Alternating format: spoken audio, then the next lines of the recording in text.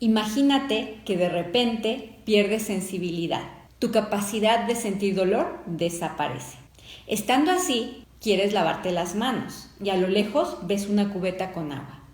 Te acercas, sumerges lentamente las manos en el agua, las frotas, tomas jabón, vuelves a frotar y las vuelves a sumergir en el agua.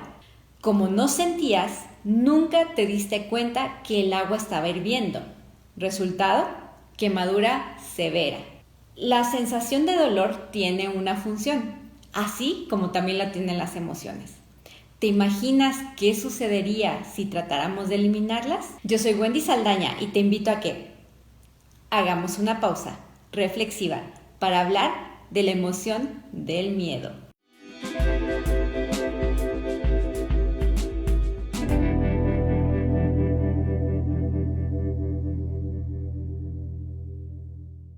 ¿Te ha tocado alguna vez presenciar la siguiente escena?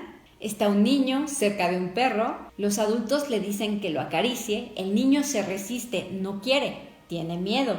Y los adultos le dicen, no pasa nada, no tengas miedo. Con mucho recelo el niño estira la mano y el perro le tira un lengüetazo o lo olfatea. Sí pasó algo, tal vez no el peor escenario, pero sucedió. Tiempo después, este mismo niño, en otro momento, se encuentra otro perro y como ya no tiene miedo, se acerca, estira la mano y el perro lo muerde. ¿Qué sucedió?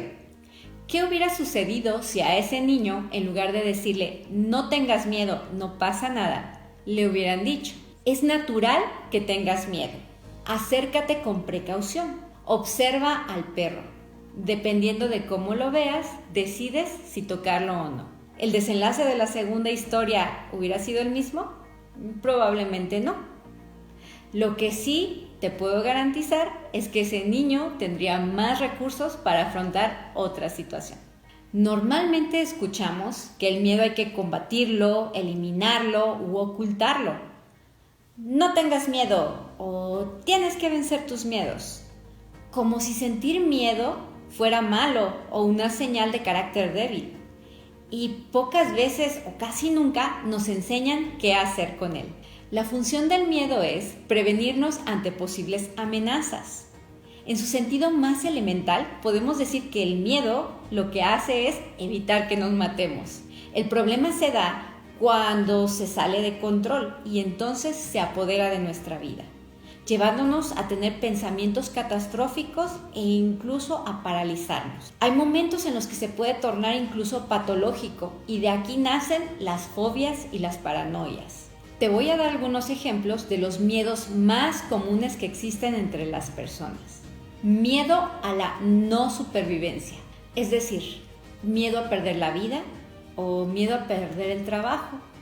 Si se fijan, este tiene que ver con nuestras necesidades más elementales, la conservación de la propia existencia. Miedo al rechazo. Algunos ejemplos son el miedo de vincularme con otras personas y no ser aceptado, o miedo a destacar y que entonces me vayan a señalar negativamente, o miedo a ser distinto a los demás. Miedo al fracaso. ¿Cuántas veces dejamos de hacer cosas porque tenemos miedo a equivocarnos o a tomar riesgos o tomar decisiones? Miedo a la pérdida de poder. Es el miedo a cambiar de algún lugar o de algún puesto, una función, un rol, porque tienes influencia en ese lugar y en otro no lo vas a tener. Y el más conocido de todos, el miedo al cambio. Esa resistencia natural a cambiar de trabajo, de ciudad, de actividades. ¿Lo ubicas? Es muy importante que te des cuenta que el miedo puede ser detonado por situaciones reales o imaginarias. Para el cerebro no hay distinción. Por eso tú puedes sentir la misma cantidad de miedo si en la calle caminando te encuentras de frente a una persona que se dirige hacia ti en actitud amenazante con un arma en la mano, a que cuando vas al cine y ves una película de horror. Aquí lo importante es distinguir en qué situaciones sí hay una amenaza real y en cuáles no. El miedo tiene que ver con un sentido de indefensión, una pérdida de confianza en mis propios recursos cuando me enfrento ante una situación que percibo como una amenaza grande. Y normalmente son generados por miedos aprendidos. ¿Se acuerdan cuando a los niños les dicen, y no te salgas a la calle porque va a pasar el viejito del costal y te va a llevar?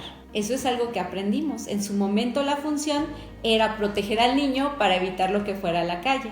Tiempo después, eso se va replicando a siguientes generaciones. Otro tipo de miedo que se vive es el miedo por experiencias vividas. Si tú sufriste un asalto, es probable que en una situación donde haya variables parecidas a lo que pasaste, sientas miedo de que te vuelva a suceder.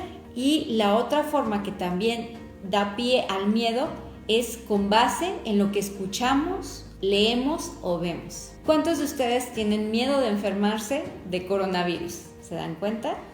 Es por lo que vieron en las noticias, le escucharon a alguien o leyeron en algún lugar.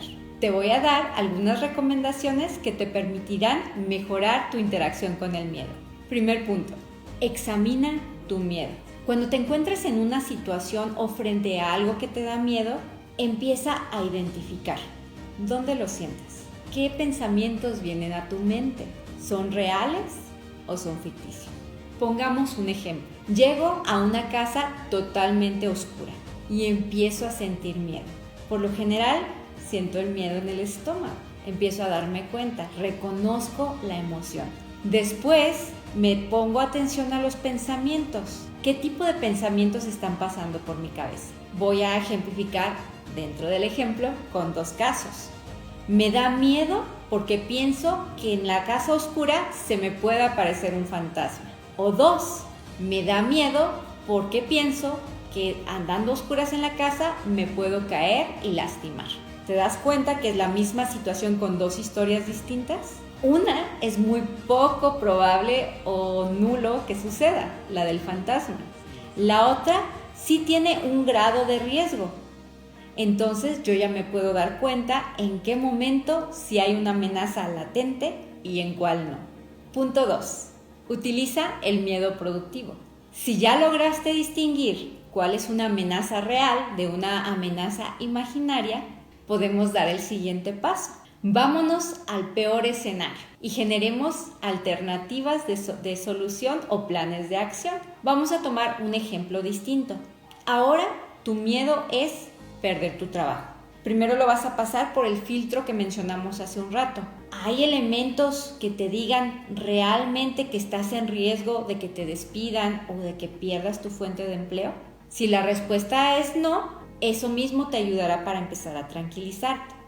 En el caso de que la respuesta es que sí, pues vámonos al escenario más grave y es que te quedas sin trabajo.